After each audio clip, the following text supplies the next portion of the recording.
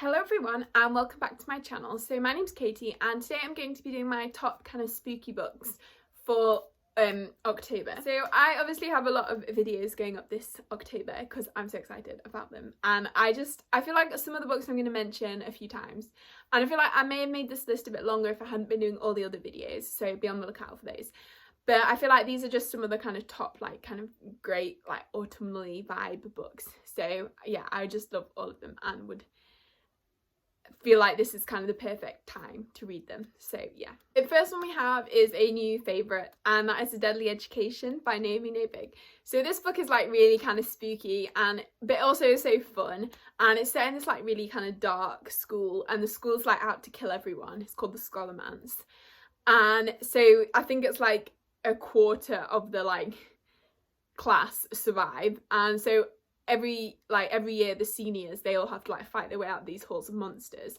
But then also during the year that school's trying to kill them, there's monsters just constantly jumping out of things and coming out the vents and the lights, and then there's their food is gets poisoned, so people have to try and stick together and team up to try and tough it out. And then so the main character Elle, and she's quite an outsider, because I feel they have kind of societies, and if you're not part of one of them, then you're very much ostracized.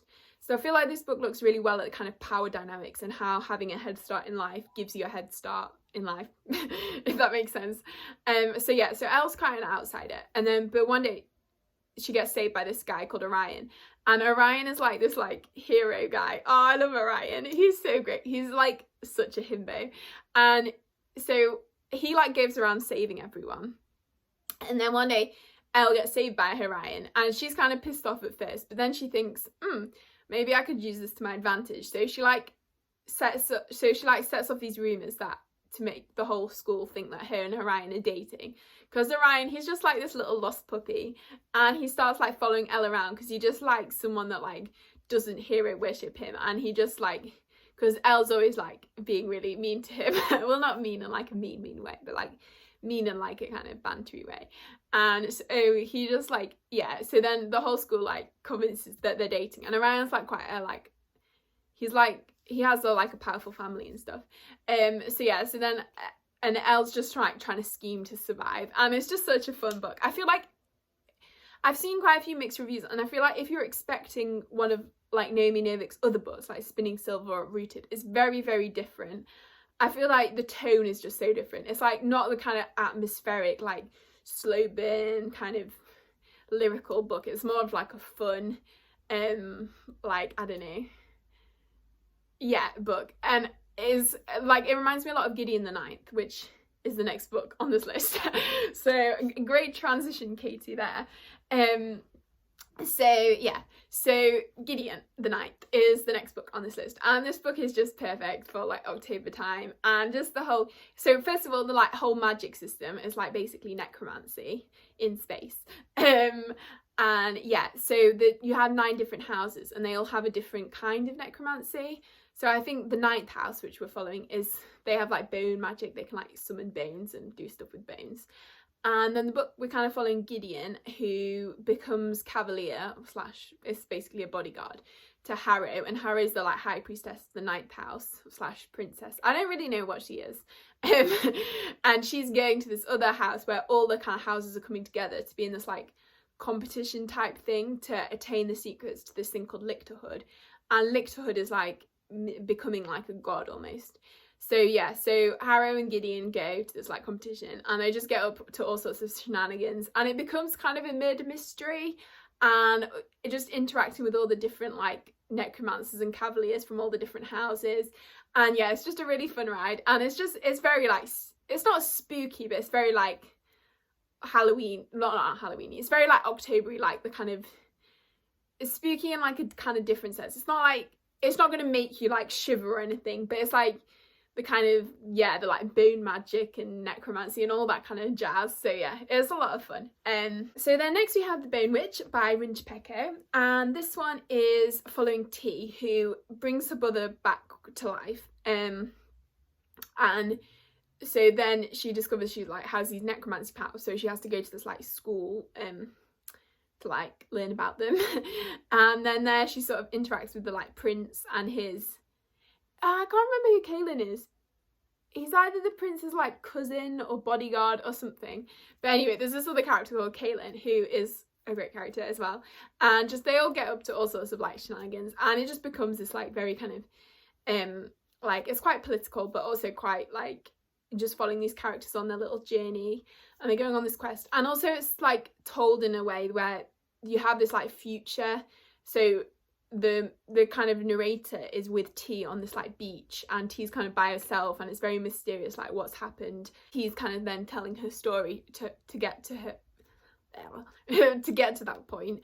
And so yeah, and then yeah, we also have these like deva creatures who like they can summon, and then they like get the heart, and then the heart sort of has these powers, and then but T sort of like binds these devas to her, and I just think that's such like a cool magic thing. So yeah, that's a really great one. And just it's very like kind of, I don't know what I'm doing with my hands. It's very like a kind of creepy atmosphere, and just that like really dark and like juicy juicy.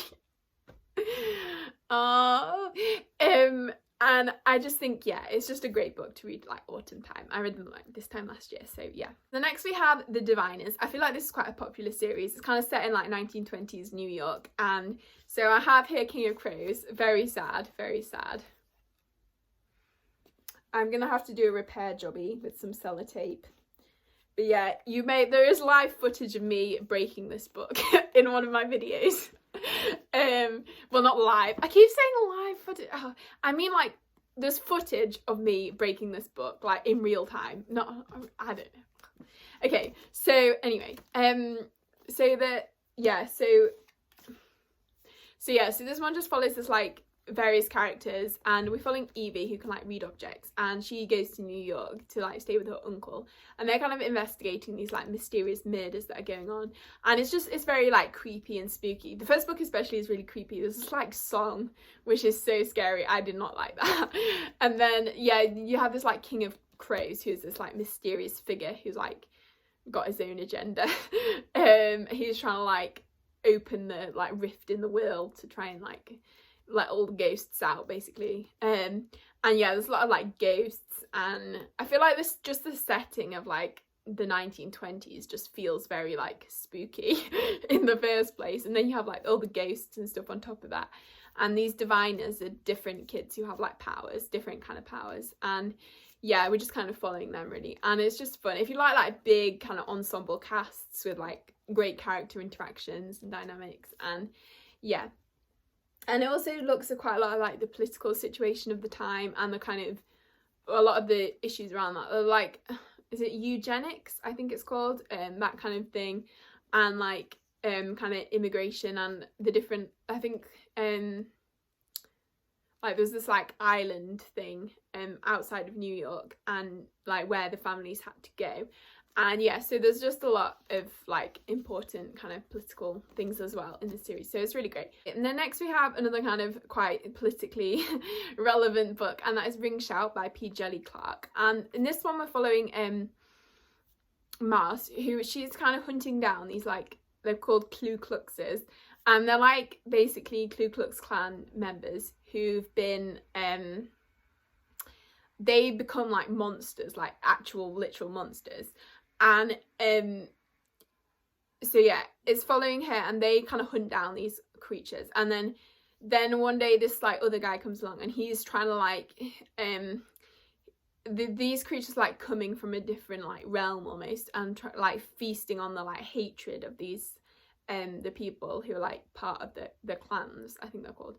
And then but then this other guy, this like butcher, who's like the kind of power behind it all, tries to then recruit Mars, because like using the hatred of her people for the white people. But then she sort of comes like, she's like, no, that's not right, and then like fights against him. And I just think it's really like it's a really interesting look at like race. And so it's set in the 1920s, but I think a lot of it is still kind of relevant today. And just the whole like, it's quite creepy as well, with like these kind of monsters. And yeah, it's just a really important book. I would highly recommend it. It is a novella, so I feel like I would have loved it even more if it had been longer. But yeah, it's a really kind of important book. And just the whole kind of atmosphere and like the setting, and you just felt very immersed in like the setting of the time and the kind of being like with the characters almost. So yeah, so it was really good. So I'd recommend that one. We have another, wait, no, when did I mention the other one? Oh yeah, and then we have another Rinchpeko book. Obviously she's like the autumnal writer, no, the like spooky writer, and that is Wicked As You Wish. And I think this one comes from like the fairy tales. I feel like it's not like spooky per se, but it's very like kind of, I don't know what the word is. Yeah, so it's just like, we're following these characters and these like fairy tale creatures have like come to life basically in the like real world. It reminds me a lot of Once Upon a Time, the TV show, which I love. And so they're like coming into the world, and then you have these like little crew of like fighters who like defend them. And yeah, it's just a really kind of fun book. But also I feel like it kind of has the like kind of darker tones to it. And there's this like there's this like ice queen who's like out to kill them all, and you have these like, you have this quite like a lot of frosty sort of vibes. This is the worst description of a book ever. Oh, what am I doing? Okay, but then yeah, so I feel like that's quite creepy, her like whole ice queen type vibes. And then you have this like firebird as well, who like follows the main character Tala. And the firebird is a bit of a shady character as well. So yeah, it was quite interesting. And then finally we have Middle Game by Shauna Maguire. And I feel like this is a great like spooky autumn book, because you have these Hand of Glory things. I never understood the cover of Middle Game until I actually read the book, because like it's like a Hand of Glory, which is like a hand of a murderer, I think. I feel like I've come across them before in Lady Midnight. And this hand has like magical powers.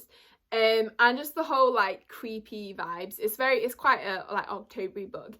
And so following Roger and Dodger, who are like, they're twins but they've been separated, and like Roger's a like English guy, so he's like languages, and then Dodger's like the maths person, and then we're kind of following them growing up, and they keep like interacting with each other and then getting separated again. And it's just like their relationship and following them kind of growing up, and like, yeah, just like, and trying to like unravel the mysteries around their sort of creation. So yeah, it's a really great book, and it's quite like, I feel like it's a bit contemplative, but the main reason I loved it, I love Dodger so much, like the mathsy type brain, and yeah, so I really like that. There's another character, I think she's called Erin, who's really interesting. She's kind of almost a bit witchy, and yeah, just the kind of whole sibling dynamic I feel like is really great, and like how they would do anything for each other, even when they've been estranged for a long time, they still kind of come back together and like support each other, and I think it's great. Feel free to leave, so that is everything, so feel free to leave a comment down below recommending me some of your favourite like spooky books. I would love to know. If you enjoyed the video, please give it a like and consider subscribing if you haven't already, and I hope you're all having a great day, and I will see you next time.